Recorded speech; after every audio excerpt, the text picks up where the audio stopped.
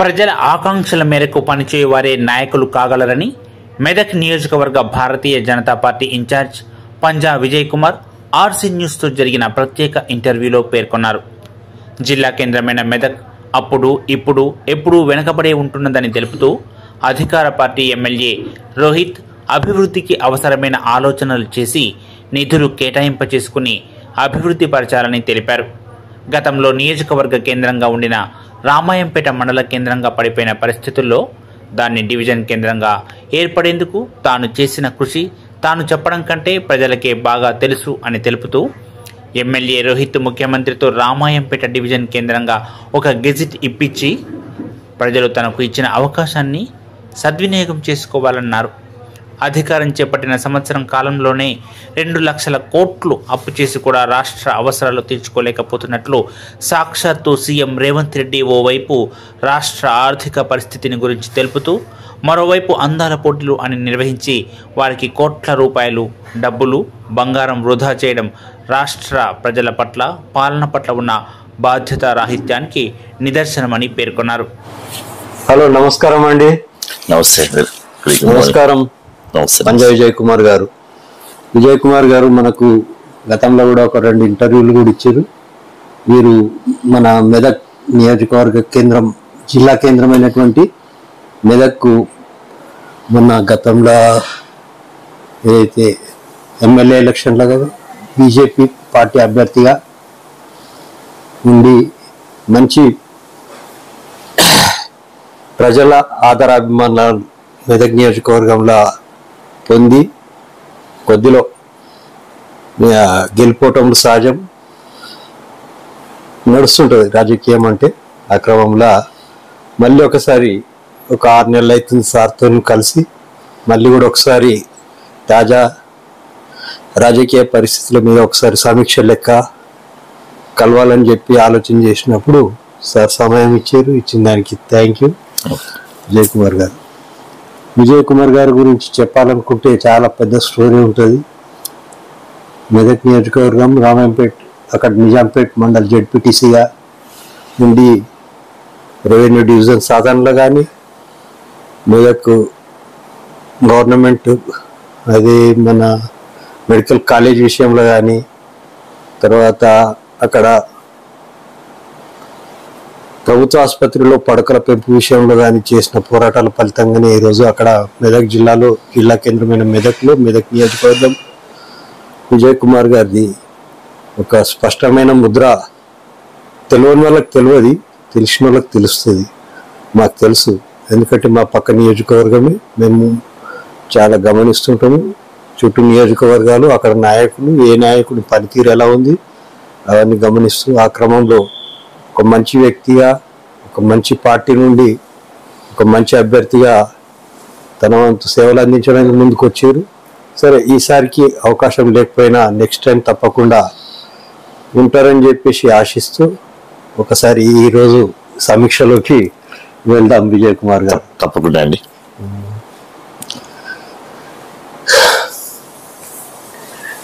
విజయ్ కుమార్ గారు, ఇప్పుడు ప్రధాన ప్రతిపక్షం మీరు మెదక్లో బీజేపీ పార్టీ తరఫున, ఏదైతే బీఆర్ఎస్ మైనంపల్లి రోహిత్, కాంగ్రెస్ రోహిత్ గెలిచి ఉన్నారు. ప్రధాన ప్రతిపక్షంగా మీరు ప్రజల సమస్యలను, మెదక్లో ఉన్న ప్రజల సమస్యలను, మెదక్ నియోజకవర్గంలో ఉన్న ప్రజల సమస్యలను మీరు ఎన్నికల ముందే గుర్తించి ఉంటారు. ఆ గుర్తించిన వాటికి ఎన్నికలలో హామీలు కూడా ఇచ్చి ఉంటారు. మేము కృషి చేస్తాం. అది వాళ్ళు అవి చేయకపోతే మీరు ప్రశ్నించడంలా ఎంతవరకు సక్సెస్ రేట్ చూపగలుగుతున్నారు అనుకుంటున్నారు? మంచి ప్రశ్న అండి. మీరు గతంలో కూడా ఒక 6 నెలల క్రితం కానీ చూసినట్టున్నట్టుంటే భారతీయ జనతా పార్టీ రాష్ట్ర స్థాయిలో ప్రతి నియోజకవర్గంలో కూడా ఒక సంవత్సర కాలం పూర్తి చేసుకున్న తర్వాత, కాంగ్రెస్ ప్రభుత్వం అధికారంలోకి వచ్చిన తర్వాత ఒక సంవత్సరం కాలం పూర్తి చేసుకున్న తర్వాత వాళ్ళు ఇచ్చిన హామీల మీద కానీ, స్థానిక ఎమ్మెల్యే గారు గెలిచినటువంటి ఎమ్మెల్యే గారు అప్పుడు ఇచ్చినటువంటి హామీల మీద కానీ ఏ విధంగా ప్రోగ్రెస్ ఉన్నది అనే సందర్భంలో మేము పార్టీ నాయకులు అందరం కలిసి పలు కార్యక్రమాలు చేయడం జరిగింది.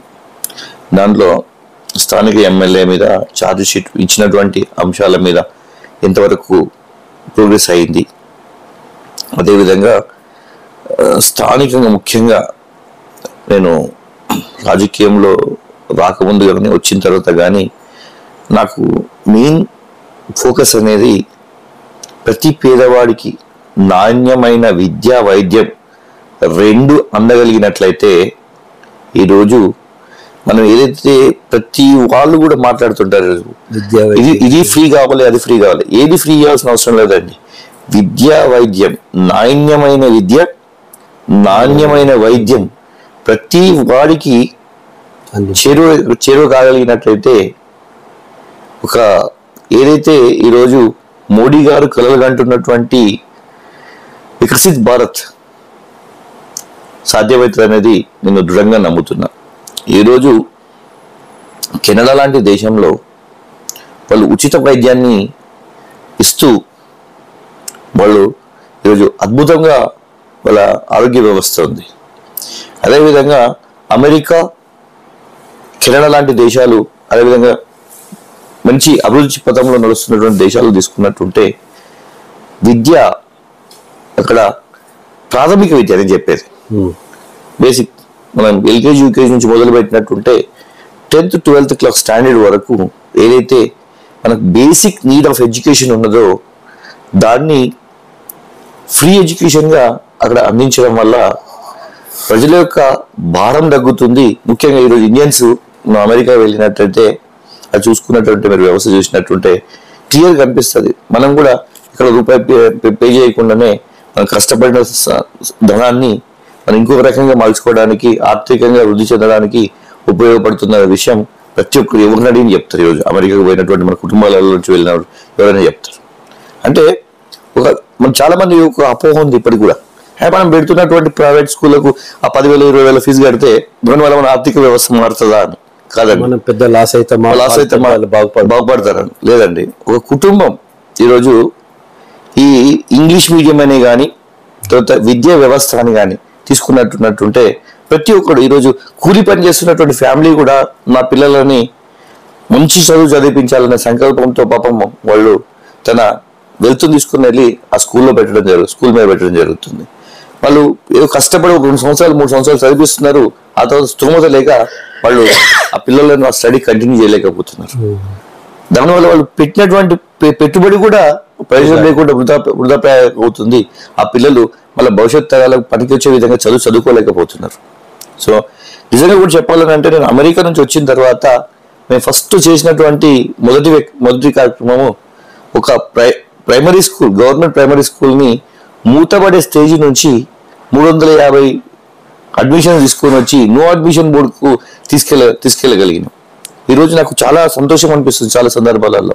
అక్కడ నిజాంపేటలో అందులో చదివిన పిల్లలు ఈరోజు కొంతమంది మన డాక్టర్స్ MBBS సీట్లు వచ్చినాయి. కొంతమంది పిల్లలు మంచి ప్రోగ్రెస్ లో పోతున్నారు. నిజంగా కూడా ఆ రోజు మేము పెట్టినటువంటి చిన్న బీజాలు ఈరోజు వృక్షాలై ఫలాలు ఇస్తున్నాయనే భావన ఈరోజు మాకు కలుగుతుంది. నేను కూడా ముఖ్యంగా ఎవరైనా సరే రాజకీయ నాయకులు వ్యవస్థ కానీ మనటువంటి స్థానిక గెలిచినటువంటి ఎమ్మెల్యే గారిని కానీ ఒకటే కోరుతున్నాను నేను ఏంటంటే మనం we have to focus mainly on to the education and health reformations.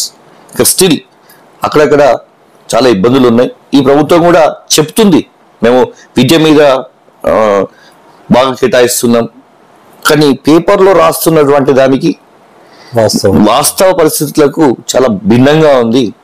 కాబట్టి భిన్నంగా ఉంది.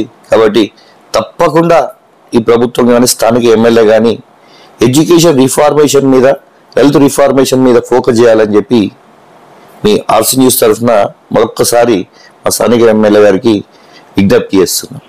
సరే ఎవరు చేసే పనిలో వాళ్ళు చేస్తున్నారు, కానీ ఇంకొంచెం బాగా చేయగలిగినట్టుంటే ప్రజలకు మనము చేరువయ్యే విధంగా ఉంటుంది. సో నేను ఇప్పుడే చెప్పినట్టుగా విద్య వైద్యాన్ని రెండింటినీ పేద ప్రజలకు దరిచేర్చినట్టయితే ఆర్థికంగా ప్రతి కుటుంబం కూడా ముందడుగు వేస్తుందని చెప్పి నేను దృఢంగా నమ్ముతా. తర్వాత ఇప్పుడు విజయ్ కుమార్ గారు మీ ఎమ్మెల్యే మైనంపల్లి రోహిత్ రాజకీయాలకు కొత్తగా సంతోషం, కొత్తలు కూడా రావాలి, వాళ్ళు కూడా ఆశీర్వదించబడాలి ప్రజలతోని, సేవా కార్యక్రమాలతో వచ్చిండు. ఎలక్షన్లకు ఒక 6 నెలలు 3 నెలల ముందు ఆయన సేవా కార్యక్రమాలు ఇప్పుడు కూడా కొనసాగుతున్నాయా ఒకటి. తర్వాత కొంతమంది ఏం చేస్తారంటే ప్రత్యర్థి అభ్యర్థి ఇప్పుడు మీరున్నారు, మీరు ఇచ్చిన హామీలను నెరవేర్చడంలో ఇప్పుడు ఆయన గెలిచినాక ఎదుటి అభ్యర్థి ఇచ్చిన సమస్యలు, వాళ్ళు చెప్పిన సమస్యల పరిష్కారంకు కృషి చేస్తారు. కొంతమంది తాము చెప్పిన సమస్యల పరిష్కారానికి కృషి చేస్తారు. మరి మీ ఎమ్మెల్యే గారు మీ ఎదుటి అభ్యర్థుల సమస్యలు పరిష్కారం దిశగా కృషి చేసి మీకేమైనా చెక్ పాయింట్ పెట్టినట్టు ఏమన్నా ఆలోచన చేస్తుండా, లేకపోతే ఆయన చెప్పినయన్నా ఆయన పాటించుకొని ఆయన మాటలన్నా ఆయన నిలబెట్టుకునేటట్టు కనిపిస్తుందా మీకు అతని వ్యవహారం? నేను ఒక పాజిటివ్ ఒకటి చెప్తానండి. అంటే విమర్శ కంటే కూడా మనం అందరం కలిసి ఎలక్షన్ అనేది ఒక మన గేట్ లాంటిది. ఓకే, స్వపక్షమైన ప్రతిపక్షమైన ఎవరైనా సరే ఎలక్షన్స్ అయిపోయిన తర్వాత అందరం ఒక కుటుంబ సభ్యుల్లాగా కలిసి మన నియోజకవర్గానికి ఏమి చేస్తే ప్రజలకు అందరూ సుఖ సంతోషాలతో ఉంటారు అనే కోణంలో ప్రతి వాళ్ళు కూడా పనిచేయగలిగినట్టుంటే, సమస్య మీరు తెచ్చిరా నేను తెచ్చినా సరే పక్కన పెట్టుకొని పార్టీలు రాజకీయాలు అన్ని పక్కన అతీతంగా సమస్య ఏంది, ఆ సమస్య పరిష్కారంగా, సమస్య నిజమైన సమస్యనేనా ఆ విధంగా పనిచేయగలిగినట్టుంటే నిజంగా కూడా డెవలప్మెంట్ లో మనం చాలా ముందుకు పోగలుగుతాం. ఇంకొకటి ఏంటంటే వీళ్ళు ఓడిపోయినారు, వీళ్ళ మాటలు ఎందుకు తీసుకోవాలి, ఒకటి వాళ్ళకు పని చేసి పెడితే వాళ్ళ ఫేవర్ అవుతుంది అని కోణంలో కాకుండా ముఖ్యంగా నేను చిన్న రిక్వెస్ట్ చేస్తున్నాను. రిక్వెస్ట్ స్థానిక ఎమ్మెల్యే గారికి నేను ఆర్సీ న్యూస్ ఒక చిన్న రిక్వెస్ట్ చేస్తున్నాను. తను కూడా పాపము నేను కలిసి మేము కూడా రోహిత్ భాయ్తో పాటు నేను కూడా కొన్ని రోజులు కలిసి జర్నీ చేశాను బీఆర్ఎస్ లో ఉన్నప్పుడు. కొన్ని రోజులు కొన్ని సేవా కార్యక్రమాలలో కూడా పాల్గొనడం జరిగింది. కొన్ని విషయాలలో నేను కూడా నిజాంపేట మండలం, రామాయంపేట మండలంలో, అదేవిధంగా మన శంకరాంపేట మండలంలో కొన్ని మంచి కార్యక్రమాలలో మేము పార్టిసిపేట్ చేసినాం. తను స్కూల్స్ కొన్ని కూడా అడాప్ట్ చేసుకొని వాటిలో డెవలప్మెంట్ యాక్టివిటీస్ కూడా చేయడం జరిగింది. తర్వాత మెదక్ లో కూడా ఒక స్కూల్ని అడాప్ట్ చేసేసుకొని దాన్ని భారీ ఎత్తున రూపురేఖలు మార్చడం జరిగింది. రకరకాల ముఖ్యంగా నేను ఇప్పుడు రిక్వెస్ట్ చేసేది ఏంటంటే, అంటే తన అధికారంలో ఉన్నది, వాళ్ళ పార్టీ కూడా అధికారంలో ఉన్నది కాబట్టి మాకు అత్యంత కీలకమైనటువంటి సమస్య ప్రస్తుతానికి మెదక్లో ఉన్నటువంటి మెదక్ కాన్స్టిట్యున్సీ పరిధిలో ఉన్నటువంటి సమస్య రామాయంపేట రెవెన్యూ డివిజన్. సో అప్పుడు మేము పోరాటం చేసినాం, రకరకాలుగా మేము భిన్నంగా దానికి కృషి చేసినాం. 151 రోజులు రిలే నిరాహార దీక్ష చేస్తే ఆ నిరాహార దీక్షను భగ్నం చేయకుండా రకరకాలుగా బ్యాక్ నుండి సపోర్ట్ చేస్తూ దాన్ని ముందుకు తీసుకుపోవడం జరిగింది. నేను అదేవిధంగా నిజాంపేట నుంచి మొదలుపెట్టి రామాయంపేట వరకు ఒక 5,000 మందితో పాదయాత్ర చేసి రోడ్డు మీద వంట వార్పు చేసేసి ఒక అద్భుతమైనటువంటి ఆ రోజు నేను బీఆర్ఎస్ లో ఉండి కూడా, అంటే ఇది పార్టీనో లేకపోతే ప్రజల ఆకాంక్ష మేరకు మనం పనిచేయాలనే లక్ష్యంతోనే, కానీ ఎవరిని నొప్పిద్దామనో లేకపోతే మన స్వార్థం కోసం పనిచేద్దామనే విధంగా కాకుండా ప్రజల యొక్క విశ్వాసాన్ని చేకూర్చి మనం దగ్గర కావాలనంటే, ప్రజల మన్నలు మనం పొందాలనంటే ప్రజల యొక్క ఆలోచన విధంగా ఆకాంక్ష మేరకు మనం పనిచేయగలిగినట్టుంటే మనము ప్రజలకు దగ్గర కాగలుగుతామనే లక్ష్యంతో ఆ రోజు పనిచేయడం జరిగింది. మాకు ఆ రోజు ఆగమేఘాల మీద ఆ బీఆర్ఎస్ ప్రభుత్వంలో దాన్ని రెవెన్యూ డివిజన్ ప్రకటించింది, కానీ దానికి పూర్తి స్థాయిలో గెజెట్ రిలీజ్ చేసేసి దానికి ఇంకా అది జరగలేదు.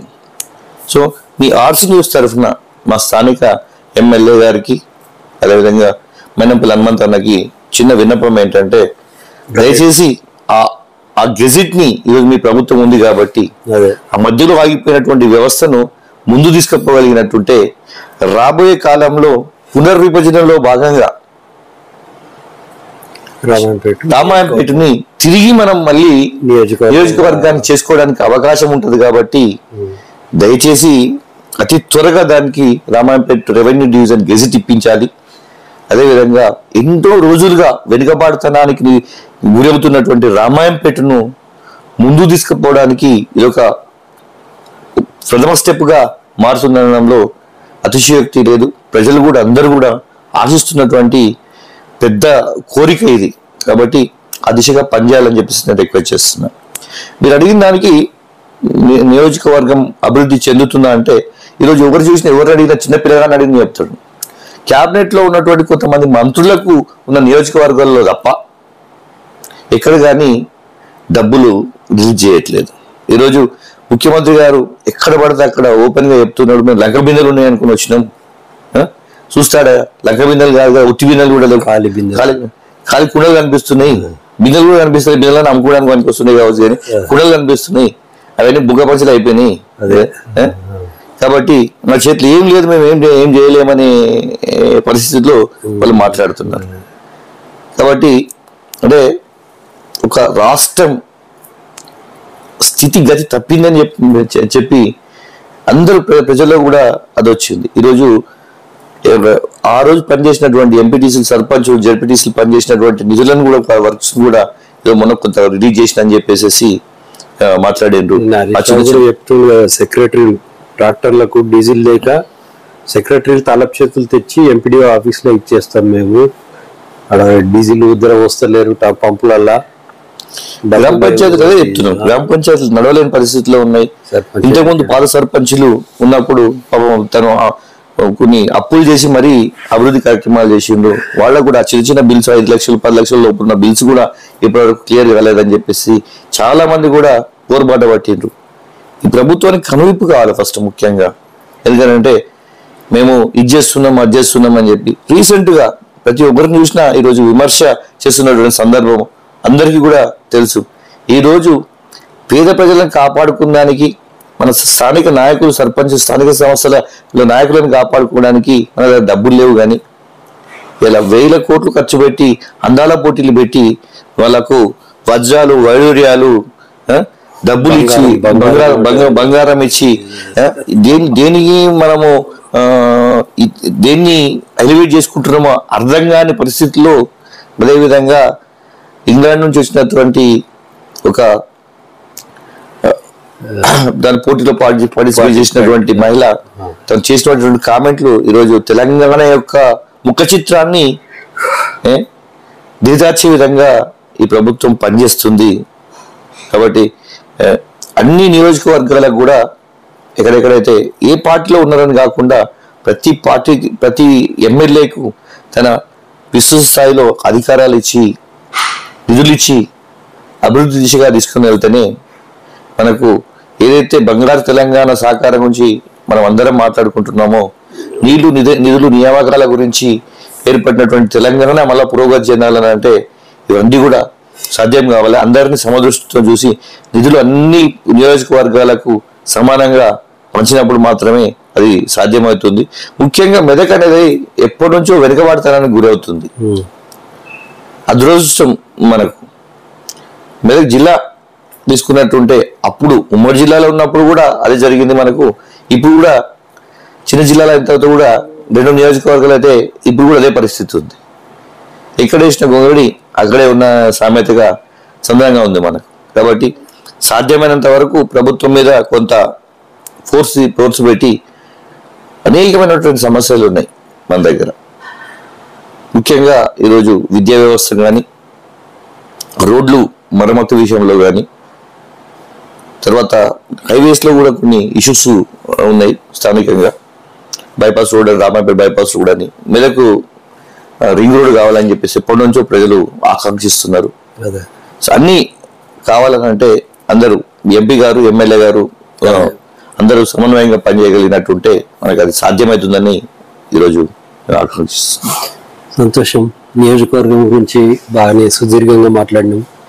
నియోజకవర్గము, సమస్యలు, ఎమ్మెల్యే రోహిత్ గారు, కాంగ్రెస్ పార్టీ అధికారము, తర్వాత ఇప్పుడు బీఆర్ఎస్ పార్టీ విషయానికి మనం కొంచెం పోయినట్టయితే ఇప్పుడు కాళేశ్వరం ప్రాజెక్టులో అవినీతి అని ఆ కమిషన్ ముందు హాజరు కావాలని హరీష్ రావు అయ్యిండు.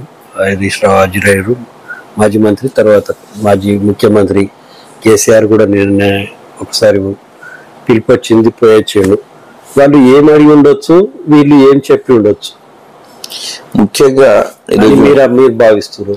ముఖ్యంగా ఈరోజు మీరు మీడియాలో చూసినట్టయితే ముఖ్యంగా జరుగుతున్నటువంటి డిస్కషన్, ఫస్ట్ మీరు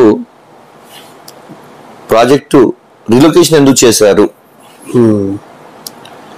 రిలొకేషన్ చేయడం వల్ల వ్యయం బాగా పెరిగింది,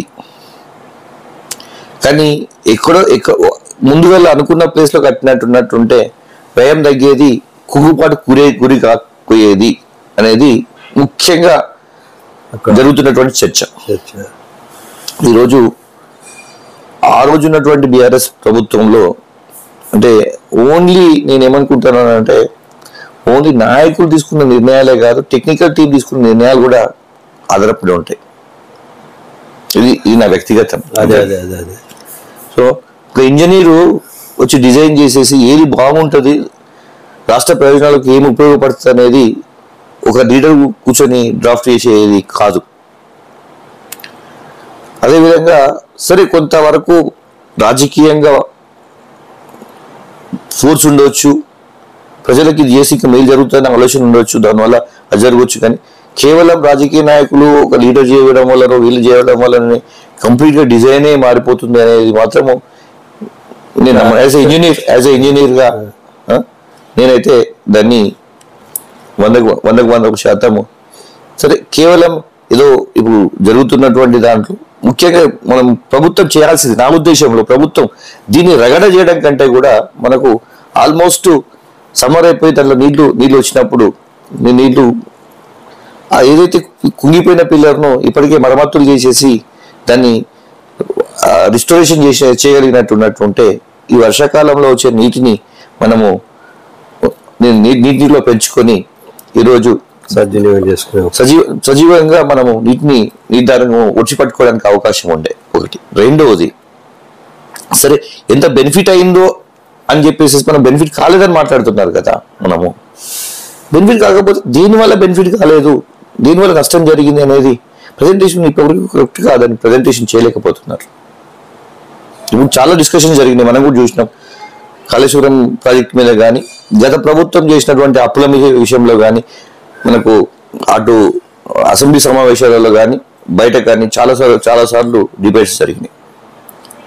అదేవిధంగా ఈ ప్రభుత్వం వచ్చిన తర్వాత కూడా, కాంగ్రెస్ ప్రభుత్వం వచ్చిన తర్వాత కూడా బీఆర్ఎస్ ప్రభుత్వం ఉన్నప్పుడు అప్పులు చేసిందని అన్నారు. ఈ ప్రభుత్వం వచ్చిన తర్వాత కూడా ఇప్పుడు ఈ 18 నెలల్లో దాదాపుగా 2 లక్షల కోట్ల వరకు 1.8 సంథింగ్ వాళ్ళే క్లియర్ గా చెప్పారు. దరిదాపుగా అనవసరం సుమారుగా 2 లక్షల కోట్ల రూపాయల అప్పు చేసినామని చెప్పేసి ఈ ప్రభుత్వమే అంటుంది. 2 కోట్ల అప్పు చేసి 18 నెలల్లో మేము ప్రజలకు ఇచ్చినటువంటి హామీలను నెరవేర్చలేకపోతున్నాము అని దూరిన పోతే తెలంగాణ యొక్క స్థితిగతి రాబోయే కాలంలో ఏ విధంగా ఉంటుందో అని చెప్పి ప్రతి సామాన్య పౌరుడు కూడా ఈరోజు ఆలోచన చేయాల్సినటువంటి పరిస్థితి ఏర్పడుతుంది, అవసరం ఉంది. అదే కాబట్టి ఈ కాళేశ్వరం గురించి కానీ లేదా గత ప్రభుత్వం చేసిన తప్పిదాల గురించి కానీ పదే మాట్లాడడం కంటే కూడా రాబోయే తరానికి మనం ఏం చేస్తే మనకు ఆర్థికంగా రాష్ట్రం పురోగతి చెందుతుంది, అదేవిధంగా పెట్టుబడులు పెట్టడానికి తెలంగాణ అనేది స్వర్గధామంగా ఉండే, రియల్ ఎస్టేట్ విపరీతంగా ముందుకు పోతుండే. ఈ వచ్చిన 18 నెలల్లో అటు రియల్ ఎస్టేట్ కుప్పగూలింది, ఇటు కొత్తగా పెట్టుబడులు పెట్టే కంపెనీలు మనకు రావట్లేదు. వనరులను ఏ విధంగా పెంచాలి, ప్రజలకు ఏ విధంగా పంచాలి అనేది ఈ ప్రభుత్వం కంప్లీట్గా ఫెయిల్ అయింది. ఏదో రాజకీయ కక్షగానే చూస్తున్నారు తప్ప దీన్ని ప్రజల యొక్క మన్ననలు పొంది రాష్ట్ర అభివృద్ధిలో దేశ ప్రగతిలో పార్టిసిపేట్ చేద్దామనే కోణంలో ఈ ప్రభుత్వం పనిచేస్తలేదు అనేది నా వ్యక్తిగత అభిప్రాయం.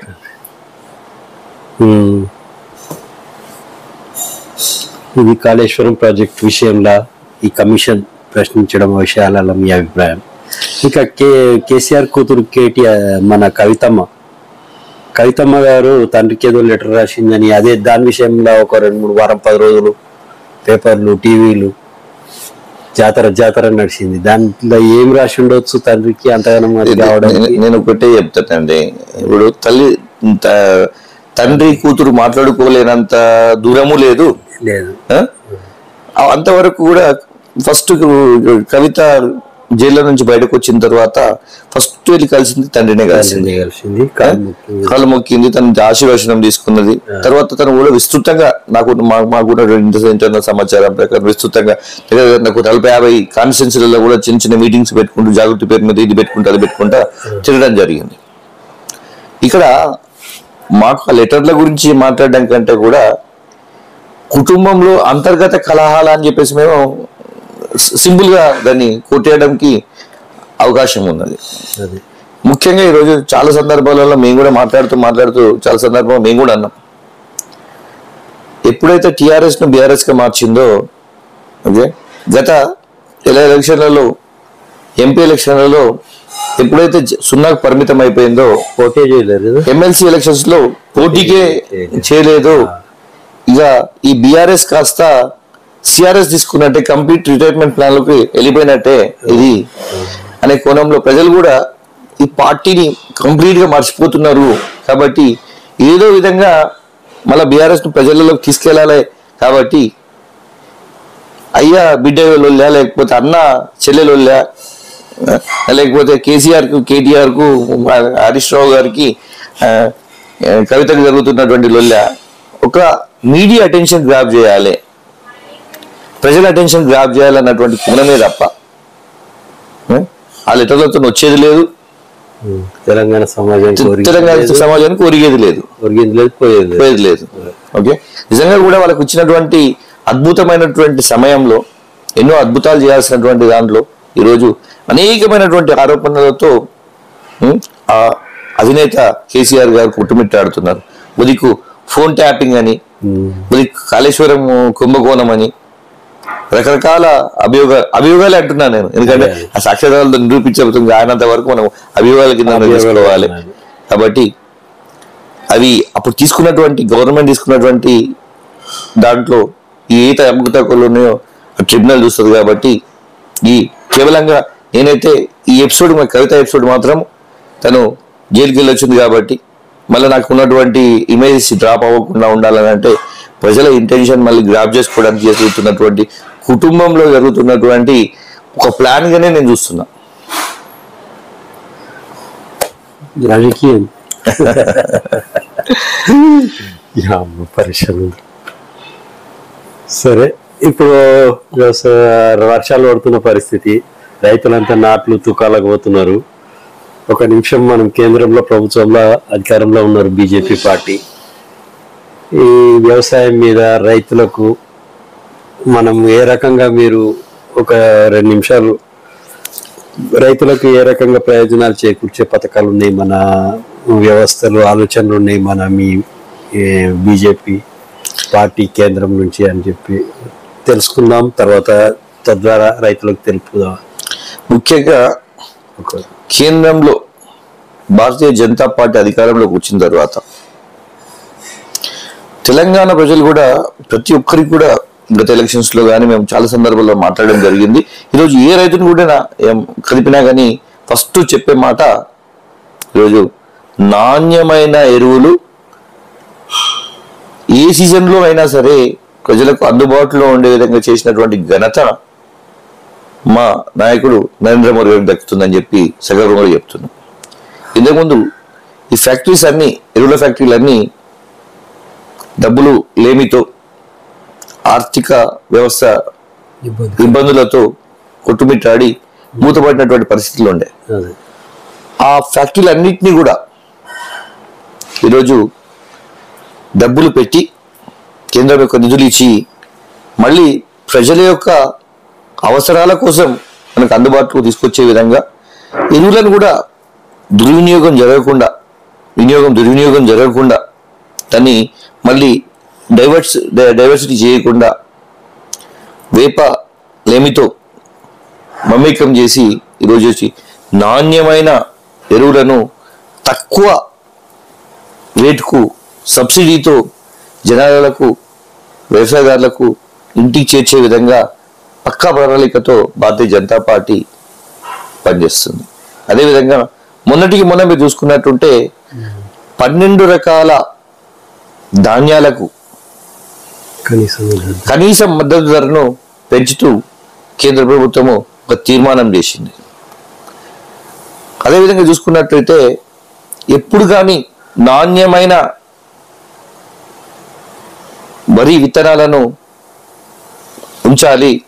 అదేవిధంగా ఒకవేళ నాణ్యమైన వరి విత్తనాలలో ఏమైనా తేడా ఉన్నట్టుంటే ఇమీడియట్ వాళ్ళ మీద కంపెనీల మీద యాక్షన్ తీసుకోవాలని ఒక చట్టాన్ని కూడా తయారు చేసినటువంటి ప్రభుత్వం ఈరోజు భారతీయ జనతా పార్టీ ప్రభుత్వం. ఈరోజు రాష్ట్ర ప్రభుత్వము రైతులకు ఇస్తున్నటువంటి డబ్బులు ఇవ్వకపోయినా, వ్యవసాయదారులను మోసం చేసిన కేంద్ర ప్రభుత్వము సంవత్సరానికి 6,000 రూపాయలు ప్రతి రైతు అకౌంట్లో, అది కూడా ఎలిజిబుల్ ఉన్న రైతులకే వస్తుంది, ఎలిజిబుల్ లేని రైతులకు. ఎలిజిబుల్ ఉన్న ప్రతి రైతుకు ఎక్కడ ఆపకుండా కంటిన్యూస్ ప్రాసెస్లో ఈరోజు మోడీ గారి ప్రభుత్వము పేద ప్రజలకు అండగా నిలుస్తుంది. కాబట్టి అదేవిధంగా ఈరోజు మనం పిచికారీ చేసేటువంటి ఏదైతే స్ప్రేయర్స్ ఉన్నాయో వీటన్నిటిని కూడా కాస్ట్ రిడ్యూస్ చేసేసి రైతులకు మేలు చేయాలన్న సంకల్పంతో ఈరోజు డ్రోన్ల సహకారంతో ఈరోజు మహిళా సంఘాలకు తక్కువ వడ్డీకి మనం ఎక్విప్మెంట్ సప్లై చేసేసి వాళ్ళ సహకారంతో మహిళా అభివృద్ధి కోసం ప్లస్ అగ్రికల్చర్ లో సాంకేతికతను వాడుకొని జోడించి మనము మన పెట్టుబడికి తగినటువంటి నాణ్యమైనటువంటి పంటను ఏ విధంగా తీసుకురావాలో ప్రజలకు చేరువ చేసే విధంగా ఈ బీజేపీ ప్రభుత్వం ప్రయత్నం చేస్తుంది.